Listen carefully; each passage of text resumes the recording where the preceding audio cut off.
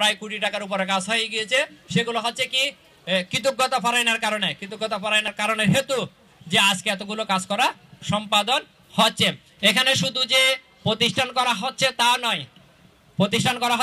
নয়, যারা কলকাতার মধ্যে ছিলেন দেখেছেন, এখানে বুদ্ধগয়াতে হয়তো আপনারা থাকেন না, দেখেন না, অনেক গরিব অভাবীদেরকে যারা খেতে পারে না তাদেরকে চাল দেওয়া হয়, তাদেরকে বিস্কুট দেওয়া হয়, তাদেরকে ছেলে মেয়েদেরকে লেখাপড়ার জন্য আর্থিকভাবে সাহায্য সহযোগিতা হয়। আমার থেকে যতটুকু সামর্থ্য থাকে আমি একটা বাজেট রাখি, আমি যতটুকু পাবো, এই যে প্রার্থনা করি, আমি যতটুকু দান দক্ষিণা পারবো তার কিছু অংশ বিহার নির্মাণের জন্য রাখবো, কিছু অংশ গরিব দুঃখীদের জন্য রাখবো, আবার কিছু অংশ যারা চিকিৎসা করতে পারছে না, অনেকে আসে দেশ থেকেও আসে, চিকিৎসার জন্য সমস্যা হয়ে যাচ্ছে, টাকা পয়সার অভাব, তাদের জন্য আবার কিছু অংশ আমি দান করার জন্য চেষ্টা করা যায় আমার সাধ্য অনুযায়ী। তো সেটা কোথায় থেকে? সেটাও ধর্মপ্রাণ উপাসক উপাসিকা আপনারা দিচ্ছেন বিদায়, সেই টাকা থেকে আমিও সেই কল্যাণমূলক কাজগুলো করার জন্য চেষ্টা করছি। তো ধর্মপ্রাণ উপাসক উপাসিকা, যেহেতু আমার মন্দির প্রতিষ্ঠানের অনুষ্ঠান, আমি ধর্ম দর্শনা করছি না, আমি আপনাদের কাছে শুধু অনুরোধ করছি যে সেবাইক নিয়ে কেন সেবাইকটা সেটাও আমি প্রার্থনা করি। অনেকে যেহেতু আমরা আমেরিকা কানাডা যেতে শুনেছি, আমি আমেরিকা কানাডা যেতে শুনেছি, এখন অনেকে মনে করে যে বান্দের থেকে অনেক টাকা আছে, কথা বুঝেছেন? এবার বান্দের কাছে সবাই এসে ধরে, বান্দা আমাকে এটা দিন, বান্দা আমার এইটাও সমস্যা, বান্দা আমার এইটা সমস্যা, বান্দা আমার বিহারের এই সমস্যা। আমি বিহার আমার এখনো তৈরি করা হয়নি, শুধু মাটি কিনেছি, কিন্তু আমাকে বলো আমার অন্য বিহারে সাহায্য সহযোগিতা করার জন্য। তো কি করব, এখন চেষ্টা করি আমার সাধ্য অনুযায়ী সেখানেও চেষ্টা করি, কিন্তু মানে কি অনেকে হয়তো বুঝে না, শুধু আমেরিকা কানাডা গেলে যে প্রচুর টাকা থাকবে সেটা সম্পূর্ণ ভুল ধারণা, সেটা মিথ্যা ধারণা। তো ধর্মপ্রাণ উপাসক উপাসিকা, তো আমি চেষ্টা করি যে আমার সাধ্য অনুযায়ী যারা উপাসক উপাসিকারা রয়েছে, অর্থাৎ আমার নিজের জন্য বলি না, হয়তো কেউ কোনো অভাব অনটনের মধ্যে রয়েছে বা কোথাও ঘর বাড়ি ফুরিয়ে গিয়েছে, যেমন ধরুন হয়তো মির্জাপুরের মধ্যে নিচে শুনেছেন ঘর বাড়ি ফুরিয়ে গিয়েছে, আমার যারা বিদেশি পরিচিত উপাসক উপাসিকা ছিল তাদেরকে বলেছি এভাবে ঘর বাড়ি ফুরে গিয়েছে, যদি সামর্থ্য হয় সাহায্য সহযোগিতা করা, তারা 2 লাখ টাকার মতো সাহায্য করেছে। একেবারে মানে শুধু কোনো কোথাও সমস্যা হলে জানালে সেভাবে সাহায্য সহযোগিতা করে, এই যে একটা বিশ্বাস, এটা একটা আন্তরিকতা, সেটা হচ্ছে একমাত্র কৃতজ্ঞতা পরায়ণের কারণে। তো আমি চেষ্টা করছি আপনাদেরকেও, যেহেতু এখানে ডেকে এনেছি আপনাদেরকে যেন কোনো অসুবিধা না হয় সেজন্য গাড়ির ব্যবস্থা করেছি। যেহেতু গাড়ি আপনারা চিনবেন না, জানবেন না, কোথায় থেকে কোথায় নিয়ে যাবে, অনেকের সমস্যা করে, তো সেই জন্য আপনাদের জন্য গাড়ির ব্যবস্থা করেছি। গাড়ি ভাড়া আপনারা কেউ দেবেন না, আমার যতটুকু সাহায্য সামর্থ্য আছে আমি চেষ্টা করে যাচ্ছি আপনাদেরকে সেদিক দিয়ে সহযোগিতা করার জন্য, চেনানোর জন্য। কারণ আমি আরেকটা কথা বারবার মনে পড়ছে, আমার প্রয়াত ডাক্তার রাসওয়াল মহাতারার সম্পর্কে যদি বা ভান্তের থেকে আমি এই জিনিসটা শিখি না, কিন্তু আমার নিজের মন প্রাণ থেকে এসেছে যে উপাসক উপাসিকাদের সাহায্য সহযোগিতা করার জন্য। কিন্তু এখন থেকে স্মরণ আছে আমার প্রয়াত ডাক্তার রাসওয়াল ভান্তেও কোনো মানুষ আসলে গয়াতে চলে যেতেন, স্টেশনে চলে যেতেন মানুষদেরকে নিয়ে আসার জন্য, দিন হোক রাত হোক ওখানে চলে যেতেন। যখন এত বড় একটা ভান্তে, তাহলে ওইখান থেকে নিয়ে আসতেন, এবং আমাদেরকেও পরবর্তী যখন আমি ছিলাম ওইখানেও উপাসক উপাসিকাদেরকে নিয়ে আসার জন্য আমাদেরকেও পাঠাতেন। কেন? উপাসক উপাসিকারা যেন ভুল পথে না যায় বা অন্য জায়গায় নিয়ে না যায়, অযথা যেন টাকা খরচা হয়ে না যায়।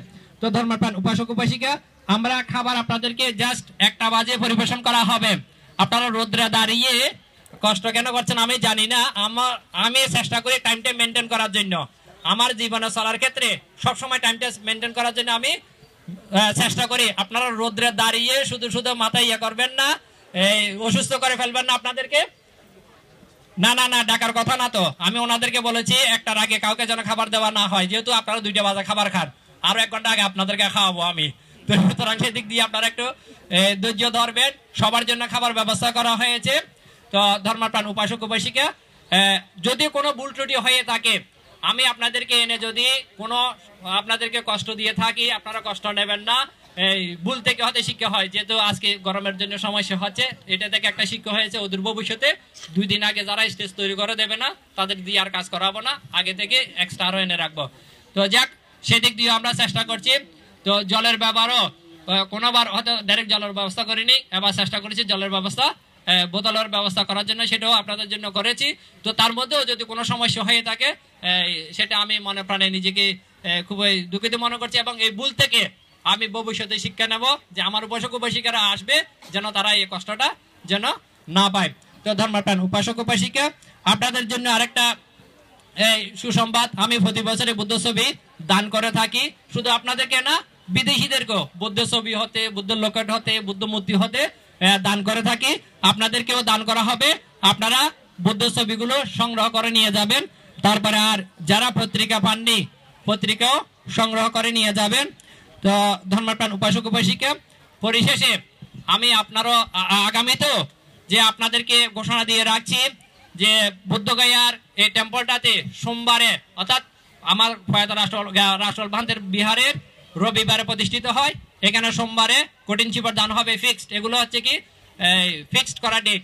এবং কলকাতা টেম্পল যেটা রয়েছে সেটা হচ্ছে কি কালী পুজোর দিন। কালী পুজো কোনো টেম্পলে কলকাতায় কঠিন চিপর দান করে না, সে দায়িত্ব আমি নিয়েছি। যদিও বা খরচা একটু বেশি, তো যাক খরচা একটু বেশি হলেও আমি উপাসক উপাসিকাদেরকে বেশি করে পাবো, তো সেই জন্য। তো ধর্মপ্রাণ উপাসক উপাসিকা, আরেকটা জিনিস মনে পড়ে যায়, সেটা হচ্ছে কি বিদেশিদেরকে যখন তাদেরকে ট্যুর ভ্রমণে সাহায্য করে, হেল্প করে, তারা তাদের দেশীয় টেম্পল, তাদের দেশের টেম্পল কোনখানে কোথায় রয়েছে সেটা তারা দেখতে চায়। যদি তাদের সেখানে কোনো কিছু প্রয়োজন হয়, তারা সেটা দান করে। বিদেশ থেকে আসে, তারা ওই গরিবদেরকেও দান করবে। যেখানে বিহার তৈরি করা হবে, মন্দির তৈরি করা হবে, বিহার তৈরি করার জন্য তারা যত সামান্য, অর্থাৎ সাহায্য অনুযায়ী তারা সাহায্য সহযোগিতা করে দেন। তো আমারও মাঝে মধ্যে হতে চিন্তা হয়, আমার জ্ঞাতি স্বজনরা যে আমাদেরকে কখন দেখতে আসবে, আমাদের এখানে কখন দেখে যাবে। দেখে আসলে খুশি যে আপনারা একটু আসবেন, একটু চা বিস্কুট খেয়ে যাবেন, যে জ্ঞাতি ছায়া সুশীতল, যে আমাদের বৌদ্ধ সমাজের উপাসক উপাসিকাদেরকে আমরা দেখতে পাচ্ছি। আপনাদের থেকেও আশা করি ভালো লাগবে, আমাদের থেকেও, আমার থেকেও খুব ভালো লাগে যদি আমার উপাসক উপাসিকাদেরকে আমি দেখতে পাই, আমার জ্ঞাতি স্বজনদেরকে যদি আমি দেখতে পাই। তো যাক ধর্মপ্রাণ উপাসক উপাসিকা, পরিশেষে আবারও সকলকে আমার আন্তরিক ধন্যবাদ জ্ঞাপন করছি। আপনারা আসবেন। এটা শুধু আমার টেম্পল নয়, এটা আপনাদের বিহার, আপনাদের মন্দির, এবং এটার ভালো খারাপ সবগুলো আপনাদেরকেও দেখতে হবে।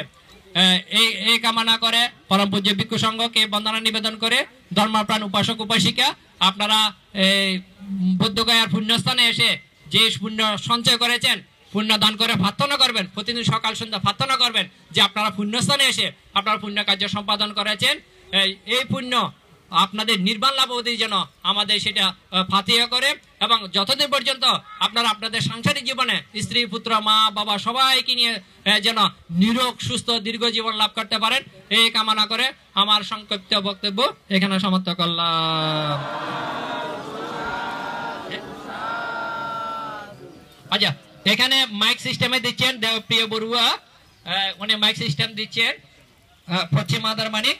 তারপরে আরো অনেকে টাকা দিয়েছেন। কঠিন জীবন দানের শুরুর সময় আমি যারা যারা টাকা দিয়েছেন তাদের নামগুলো ঘোষণা করবো, যেহেতু এখানে খাবারের সময় হয়ে আছে। এখানকার মধ্যে আরেকটা আমাদের বক্তা রয়েছেন, আমি ধর্মদর্শনা প্রদান করবেন। ধর্মদর্শনা করার পরে আপনাদেরকে খাবার জন্য ব্যবস্থা করা হবে।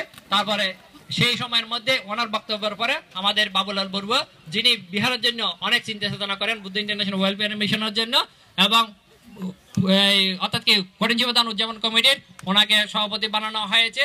তো উনি ওনার বক্তব্য কিছু রাখবেন পরবর্তীতে।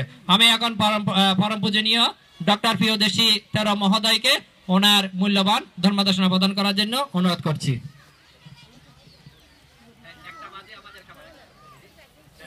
বরাবর 1টা বাজে খাবারের জন্য পরিবেশন করা হবে, সুতরাং আপনাদের সবার খাবারের ব্যবস্থা করা হয়েছে, আপনারা একটু ধৈর্য ধরবেন।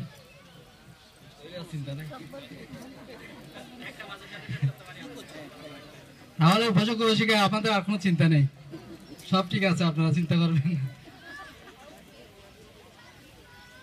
কঠিন দান দত্তানাং সঙ্গ গুণে বরুত্তমে ইতো তিংসে মহাকাব্যে না বিজানামি দুর্গতি।